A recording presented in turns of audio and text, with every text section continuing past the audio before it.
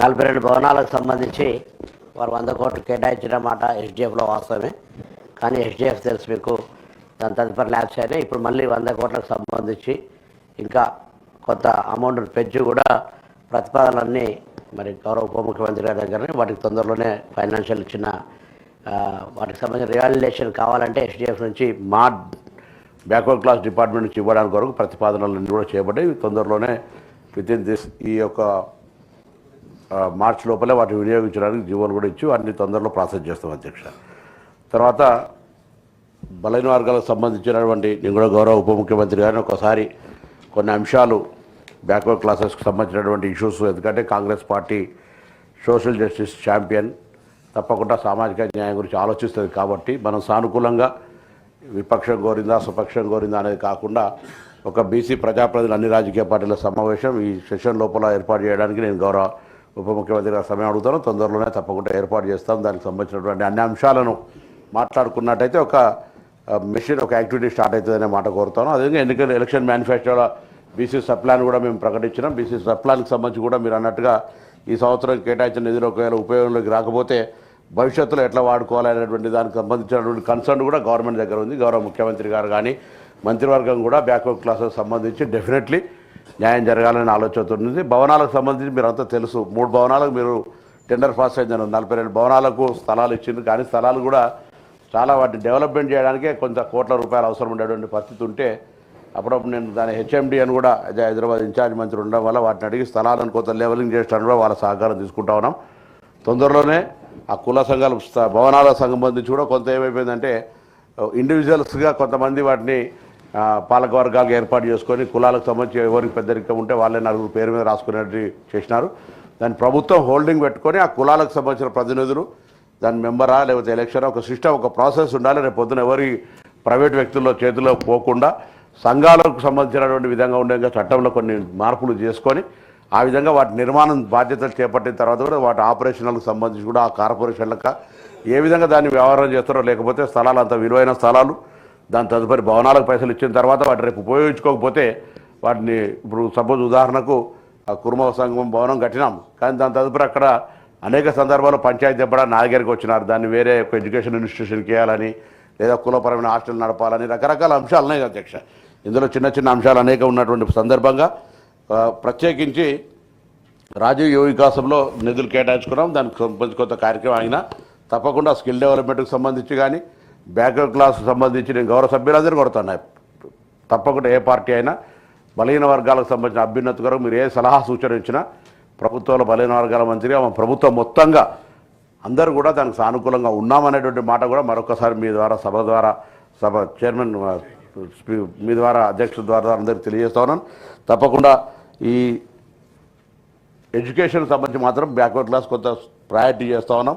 ఇంకా కొత్త గురుకులాలకు సంబంధించి కొంత వ్యవస్థను ఏర్పాటు చేసే విధంగా అన్ని రకాల చర్యలు తీసుకుంటున్నామన్నమాట. ఎందుకంటే బేసిక్ ఎడ్యుకేషన్ వస్తే అన్ని వస్తే ఏమన్నా సర్వే లోపల కొంత ఉన్నతికి ఎదిగినటువంటి వాళ్ళని మనం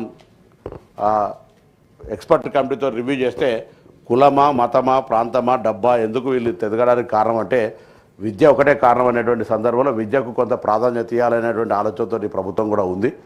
అందులో చేస్తూనే ఉపాధి కూడా ప్రత్యేకించి కారణం. కులవృత్తులు ఎవరు చేస్తలేరు. ఇటున్న గరకన ఘాట్కా నాటు చదువుకొని కొంత ఉద్యోగాలు రాక కులవృత్తులు చేయక ఇబ్బందికరమైన పరిస్థితుల లోపల వాళ్ళని ఏ విధంగా ఉపయోగించి సమాజానికి మనం సమాజం లోపల తీసుకురాని వాళ్ళకు ఉపాధి కల్పించాలనే ఆలోచనతోటి కొంత ఆలోచన కూడా దాన్ని స్టడీ చేస్తాను. తప్పకుండా గౌరవ శాసనసభ్యులు శాసన మండలి సభ్యులు బలహీన వర్గాలతో ఒక సమావేశం ఏర్పాటు చేసినట్టయితే వాళ్ళు కూడా ఒక నిర్మాణాత్మక సలహాలు ఇప్పుడు అవ్వచ్చు. దానికి 2004 నుంచి 14 దాకా ఏమైందని ఎల్రమణ గారు అడుగుతూ ఉన్నారు. 2014 నుంచి 2023 దాకా ఏమైందని అడుగుతా ఉన్నాం. 2023 నుంచి ఏమైందని అడుగుతా ఉన్నాం. ఇవన్నీ కూడా మనం తవ్వుకుంటే పెంకాసులు తప్ప చరిత్ర దానికి సంబంధించి వాస్తవంగా కొత్త బలహీన వర్గాలకు సంబంధించినటువంటి అనేక రకాలుగా కొత్త ఇబ్బందులు ఉన్నటువంటి మాట వాస్తవం. వాటిని ఏ విధంగా ముందుకు తీసుకుపోవడానికి ఒక సమగ్రమైనటువంటి ప్రణాళిక అవసరం ఉంది. ఆ ప్రణాళికకు తీసుకుపోవడానికి ఈ ప్రభుత్వం కట్టుబడి ఉంది అనేటువంటి మాట మీ ద్వారా తెలియజేస్తాను. క్వశ్చన్ నెంబర్ 44 అంటే 10 సంవత్సరాలు ఎప్పుడు చూడలేదు, ఇప్పుడు అడుగుతా ఉన్నారు. తప్పకుండా గతంలో 8 అంటున్నారు, 13 కుల సంఘాలు కార్పొరేషన్స్ ఉండి దాని తదుపరి 8 కార్పొరేషన్తో పాటుగా ఒక ఈబీసీ దానికి సంబంధించినటువంటి బోర్డును ఏర్పాటు చేసిన అధ్యక్ష. ఇవి తప్పకుండా వాళ్ళు స్థలాలు కేటాయించినమాట వాస్తవమే, కానీ స్థలాలను అభివృద్ధి చేసుకోవడానికి కూడా కోట్లాది రూపాయలు అవసరమయ్యేటువంటి పరిస్థితి స్థలాలు ఉన్నాయి.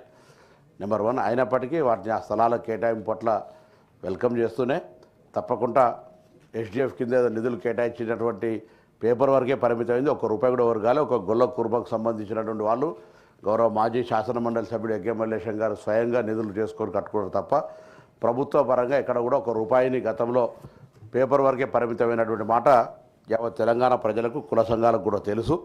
మేము ఈ ప్రభుత్వం ఏర్పడ్డ తర్వాత బలహీన వర్గాల శాఖ మంత్రిగా అన్ని కుల సంఘాలకు సంబంధించిన సమావేశాలు ఏర్పాటు చేసుకొని వాళ్ళ ద్వారా వాటికి సంబంధించిన ఒక విశ్వాసం కలిగజేసే విధంగా ప్రణాళికలు తీసుకొని పోతా ఉన్నాం. వాస్తవంగా కొంత బడ్జెట్కు సంబంధించినటువంటి ఆర్థికపరమైన ఇబ్బందులు ఉన్నప్పటికీ బడ్జెట్ కేటాయింపులు దాని తదుపరి ప్రైమరీగా ఎడ్యుకేషన్తో పాటుగా ఈ యొక్క అసోసియేషన్ సంఘాలకు సంబంధించినటువంటి స్కిల్ డెవలప్మెంట్ కావచ్చు ఇతరత్ర ప్రోగ్రామ్స్ తీసుకోవడానికి చేసుకుంటున్నాం. దానికి సంబంధించి ఎక్కడ కూడా ప్రభుత్వం మీరు వాళ్ళు చెప్తా ఉన్నారు బలహీన వర్గాలకు న్యాయం జరగాలి, బలహీన వర్గాలకు సంబంధించి 100% ఈ ప్రభుత్వం కాంగ్రెస్ పార్టీ సామాజిక న్యాయాన్ని కట్టుబడి ఉంది. అటు పార్టీ పదవులు కావచ్చు, అధికార పదవులు కావచ్చు, రాజకీయంగా కావచ్చు, లేదా అధికార వికేంద్రీకరణ లోపల కూడా తప్పకుండా బలహీన వర్గాలకు సముచిత న్యాయం కలిగజేసేదాని కొరకే మా కార్యాచరణ ఉంది అనేటువంటి మాట కూడా ఈ సందర్భంగా మనవి చేస్తున్నాం. తప్పకుండా 100% వారు కోరిన విధంగా తొందరలోనే ఒక సమగ్రమైనటువంటి ప్రణాళిక ఈ ఏదైతే కేటాయింపబడ్డటువంటి ఏర్పడ్డ కార్పొరేషన్ ఉన్నాయో వాటికి సంబంధించి శాశ్వత సిబ్బందిని ఏర్పాటు చేయడంతో పాటుగా శాశ్వత కార్యాచరణ ఆయా వర్గాల స్కిల్ డెవలప్మెంట్ కావచ్చు, లేదా భవిష్యత్తులో వాళ్ళ కాళ్ళ మీద వాళ్ళు నిలబడడానికి ముందుకు తీసుకుపోయే ప్రయత్నం చేస్తున్నాం. ఉదాహరణకు దోబికి సంబంధించిన ప్రత్యేక ప్రణాళిక తీసుకుంటా ఉన్నాం. కుమ్మరి వాళ్ళకు సంబంధించిన బోనాల సందర్భంగా ప్రత్యేకమైన కార్యాచరణ తీసుకుంటా ఉన్నాం. గీతా కార్మికుడు కాటమే తీసుకుంటా ఉన్నాం. చేనేత ఇట్లా రకరకాల చేస్తున్నటువంటి సందర్భంలో వారు గౌరవ సభ్యులు లేదా ఇతర ఎవరైనా సలహా సూచనలు చెప్తే కూడా తప్పకుండా ఒక బలహీన వర్గాల శాఖ మంత్రిగా ఆ సామాజిక న్యాయంలో ఆ వర్గాలకు న్యాయం జరగాలి కాబట్టి రాజకీయాలకు అతీతంగా కూడా మేము సానుకూలంగా స్పందించడానికి సిద్ధంగా ఉన్నామని తమ ద్వారా గౌరవ సభ్యులకు తెలియజేస్తాము.